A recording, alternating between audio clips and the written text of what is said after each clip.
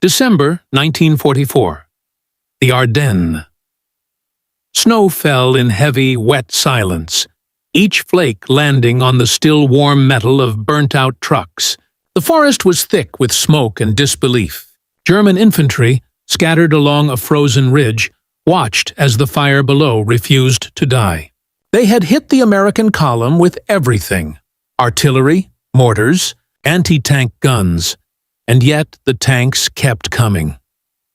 Out of the haze, through curtains of drifting snow and flickering flames, came the silhouettes, Sherman tanks, their armor blackened, their tracks grinding over bodies of fallen trees and twisted steel. A machine gun barked from a turret, not wildly, but in control.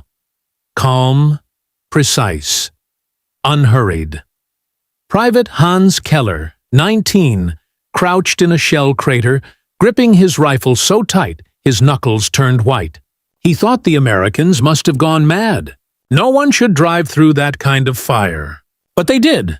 They kept advancing, steady as a heartbeat. For the German infantry, it was not just a sight of defeat. It was the moment they realized the war had shifted forever. By late 1944, the world had changed its rhythm of war. The Allies had broken out of Normandy, liberated Paris, and were now pressing against the western borders of the German Reich. For the German infantryman, the fight no longer felt like conquest. It felt like survival. Each new dawn brought the rumble of engines, the low drone of Allied aircraft, and the creeping sense that no line would hold for long. In this stage of the war, the U.S. Army's armored divisions had transformed into a force unlike any other. What began in North Africa as cautious experimentation had evolved into a seamless combination of speed, coordination, and unrelenting pressure. The tank, once seen as an auxiliary weapon, had become the spine of the American advance. The M4 Sherman, America's main battle tank, was never the thickest armored machine on the field.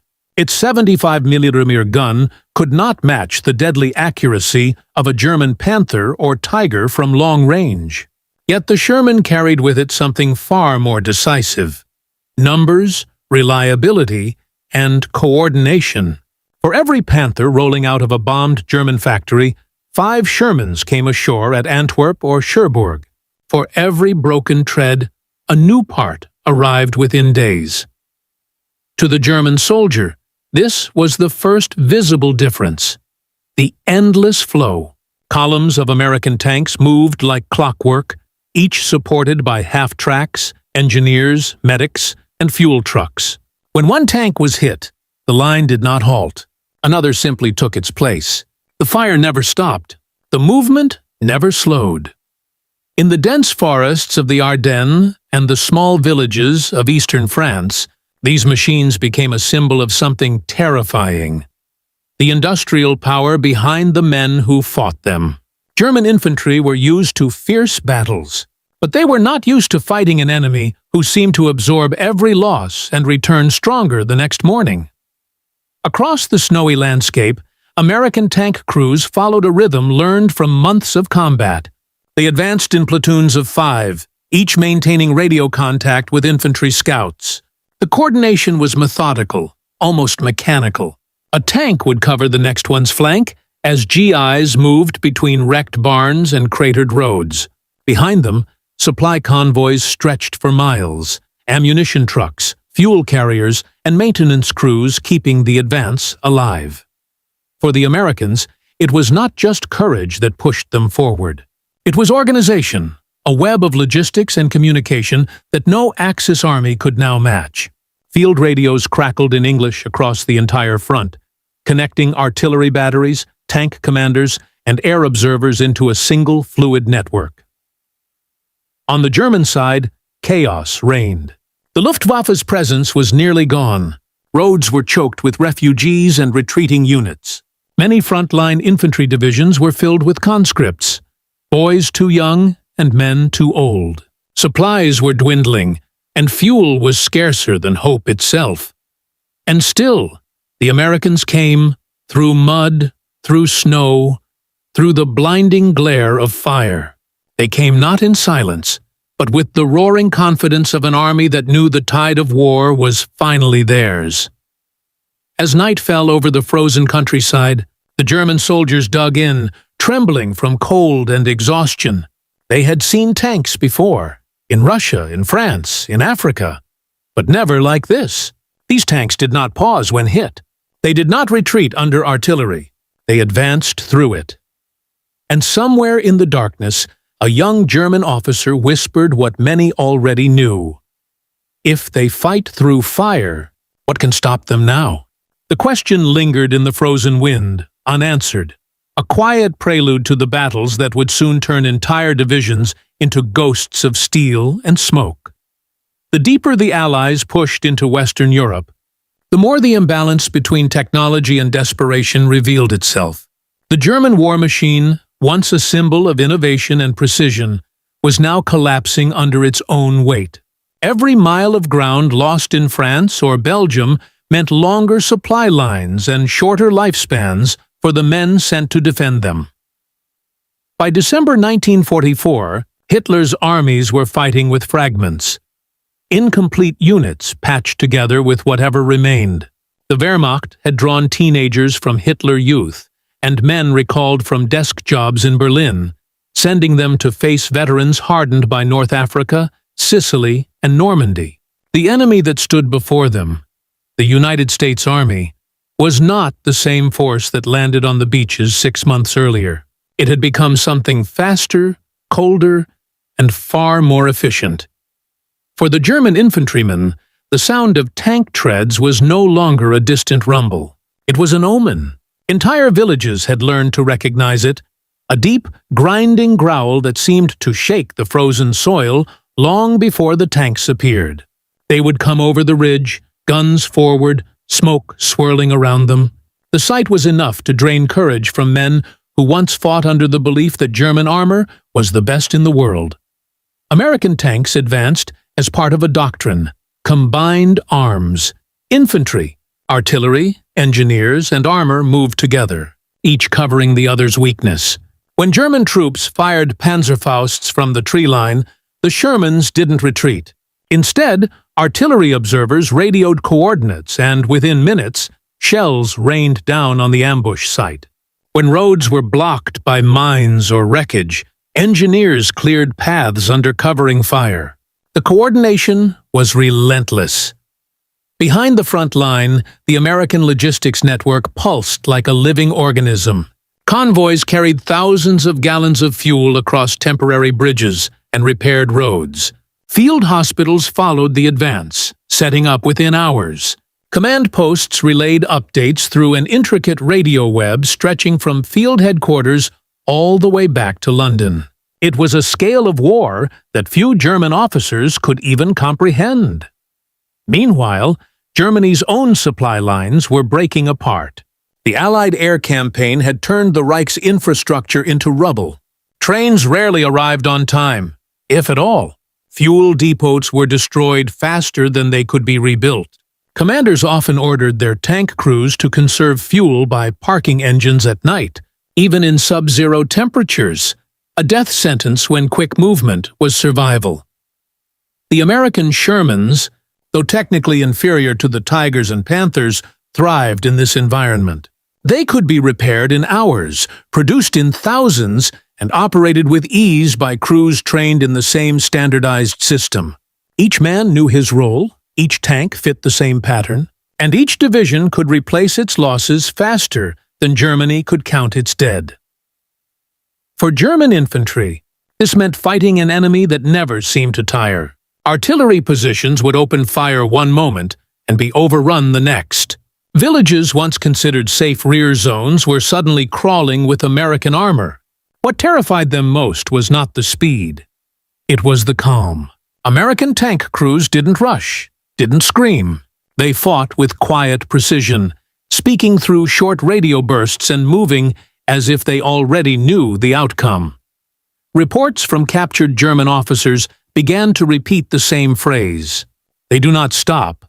No matter how intense the bombardment, no matter how heavy the casualties, the Americans pressed forward. Even when flames engulfed the battlefield, even when tanks burned, the column advanced. By mid-December, in the snowy forests of the Ardennes, this unstoppable rhythm would meet one last, desperate counterattack, Hitler's final gamble to turn the tide. It would begin as a whisper through the trees and end in smoke, fire, and the collapse of Germany's final hope. And as the tanks rolled once more into the white inferno, German infantry would learn what it meant to stand against an army that refused to burn.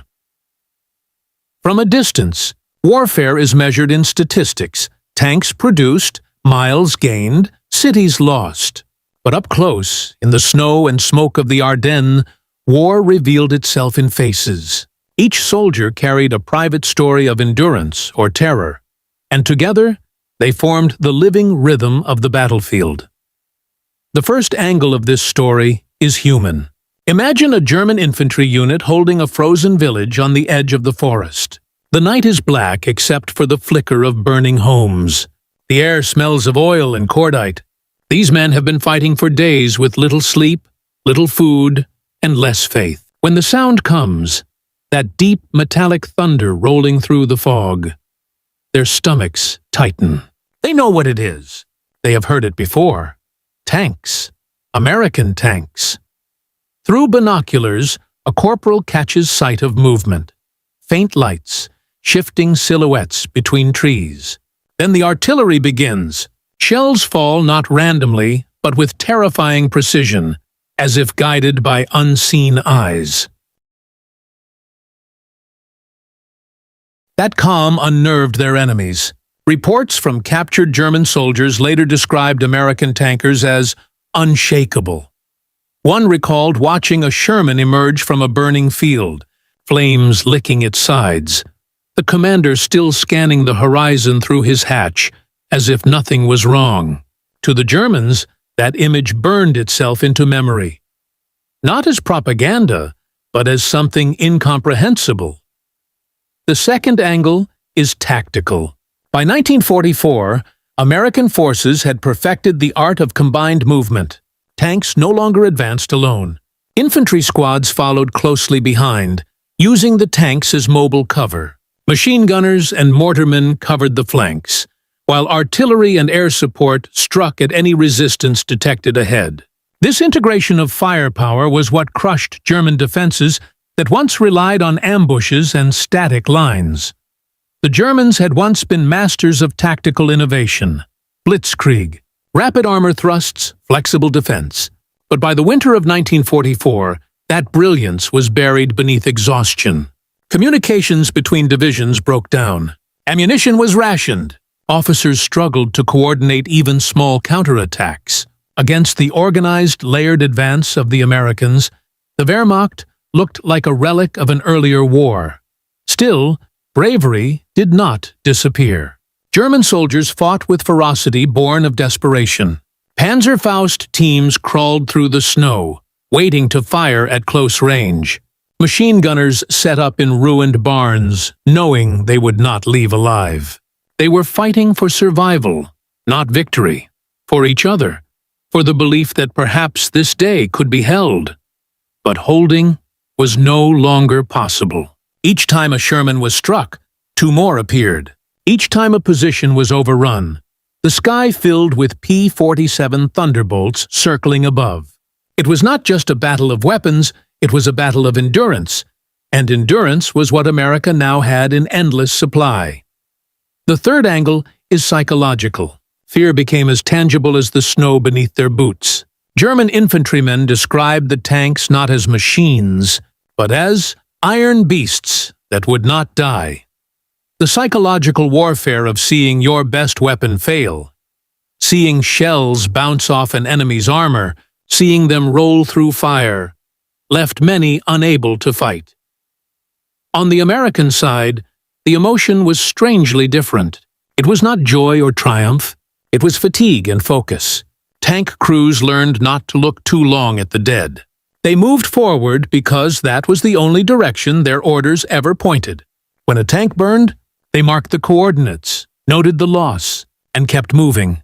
This mental divide, terror on one side, discipline on the other, defined the nature of victory in the West. It was not only the size of the army or the quality of its steel, it was the quiet certainty of men who no longer questioned whether they would win. And as one German soldier later recalled in a post-war interview, "They came like fire, walking on earth. We shot, and the fire walked closer." The fourth angle in this story is technological. A battle not just of courage, but of design, innovation, and industry. By 1944, Germany's tanks were masterpieces of engineering. The Panther and Tiger were fearsome weapons, powerful, heavily armored, and devastating at range. But they were also fragile, complex machines demanding precise maintenance, rare parts, and fuel that Germany could no longer supply. A single mechanical failure could immobilize a Tiger for days. The American Sherman, by contrast, was built for a different philosophy: reliability over perfection. It could traverse mud, snow, or shattered roads without complaint. Crews could replace an engine in the field, and spare parts arrived by the ton. Where the Tiger was a symbol of craftsmanship, the Sherman was a symbol of mass production. And in total war, quantity became its own form of quality. Each tank was more than steel. It was the physical expression of a nation's industrial might. American factories, untouched by bombs, worked day and night. In Detroit, Chicago, and Pittsburgh, assembly lines ran without pause, building tanks faster than the enemy could destroy them. It was a war fought not only on the battlefield, but in the heartbeat of machines thousands of miles away. German officers knew this imbalance well. Reports from the front often carried a grim phrase: "They have more tanks than we have bullets." For them, the war had become a contest of exhaustion. Even when a Tiger crew managed to destroy a column of Shermans, the victory felt hollow. Within hours, more appeared on the horizon. The fifth angle lies in leadership. American commanders like General George S. Patton understood the psychology of movement. To him, tanks were not merely weapons, they were instruments of momentum. His belief in rapid, aggressive advance broke the static warfare that Germany tried to enforce. Patton's Third Army moved with such ferocity across France that it often outran its own supply lines. And yet, even in moments of logistical strain, the drive never stopped. German commanders, meanwhile, were shackled by Hitler's interference. Orders came from far behind the front, often detached from reality. Retreats were forbidden, flexibility punished. Even experienced generals like Guderian and Model could only watch as their strategies were overridden by ideology.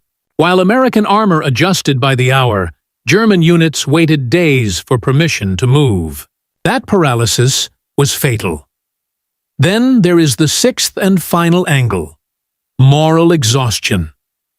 By the winter of 1944, the German army was no longer the confident force that once stormed across Europe. The propaganda of invincibility had collapsed. Letters from home spoke of bombed cities, hunger, and families displaced. Soldiers began to fight not for conquest, but for the faint hope that their villages might still stand when it ended. Across from them, the Americans fought for something far less abstract: the end. They could see the finish line ahead, a vision of home beyond the war. Their morale was not built on ideology, but on inevitability. Every mile gained was proof that the war's tide had turned irreversibly. Technically, tactically, psychologically, and morally, the equation was clear. The German infantry faced an enemy whose strength no longer depended on courage alone. It was systemic, mechanical, unrelenting. To fight the Americans in those final months was to fight against a machine that learned, repaired, and advanced faster than any human could resist. In diaries found after the war, German soldiers often used a haunting word: Schicksal, fate. Many no longer spoke of victory or defeat, only of inevitability. The sight of tanks advancing through burning fields became an image of destiny itself. For the Americans, those same scenes were both a triumph and a burden. Each victory carried the weight of loss, comrades left behind, towns reduced to ashes. Yet they pressed forward, because stopping meant prolonging the suffering on both sides. And so, in the heart of that winter, two armies faced each other. One driven by faith in machinery and purpose, the other by the final echoes of a broken dream. Between them stood the fire, and the tanks that rolled through it, indifferent to everything but the order to advance. That fire would soon ignite the next great moment of the war, when the battlefield itself seemed to turn into an inferno, and the German infantry would come face to face with a sight they would never forget. At precisely 06:45, the forest erupted.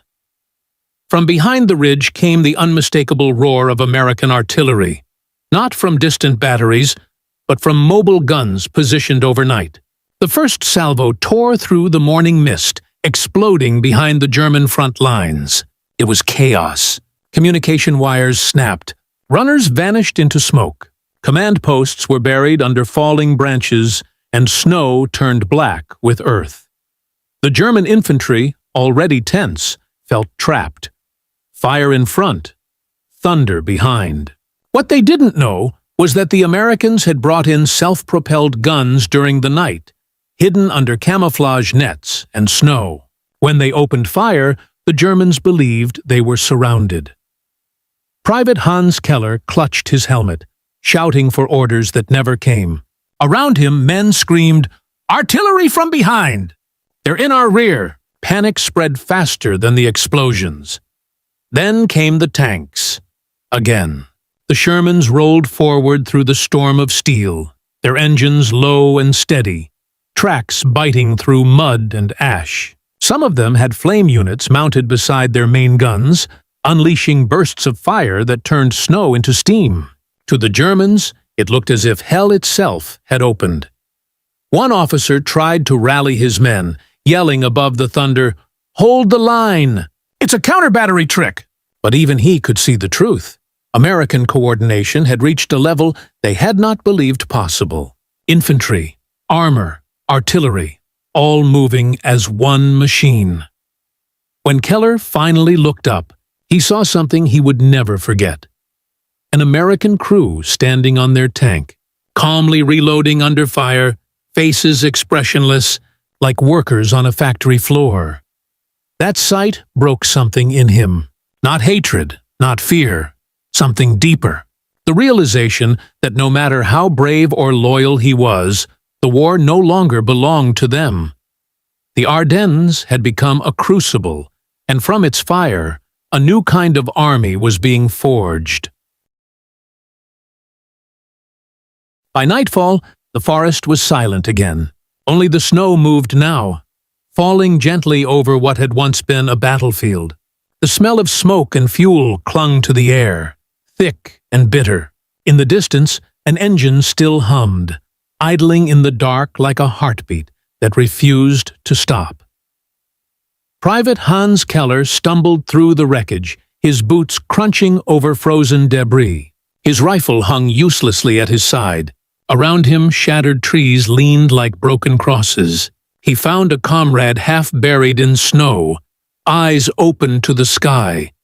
And for a moment, Hans could not tell if the man was sleeping or gone. He whispered a prayer anyway. Far down the road, the American column moved slowly. Its lights dimmed, the tanks coated with soot and ice. To them, this was just another victory, another ridge taken. But, for those who had watched from the German side, it was something different. A moment when the myth of invincibility cracked. Days later, when historians tried to make sense of it, they called it a minor engagement in the larger Battle of the Bulge. But soldiers who were there never forgot it. They remembered the calmness, the way the American crews fought like men who had already accepted death and no longer feared it. One German officer wrote in his journal, "They came through the fire as if they were born from it." Those words would later appear in war archives, cited by analysts studying morale and discipline under extreme stress. But for Hans Keller, it was simpler. He would carry that image of men advancing through snow and flame for the rest of his life. Years later, sitting in a small village outside Munich, he told his grandson, "It wasn't their weapons that beat us. It was how they refused to stop." History books measure wars in dates and numbers, but for the men who fought them, memory lingers in moments: the silence after bombardment, the echo of boots in frozen mud, the face of an enemy who did not look afraid. That day in the Ardennes was one such moment. The fire burned, the snow fell, and somewhere between destruction and endurance, the course of the war quietly turned.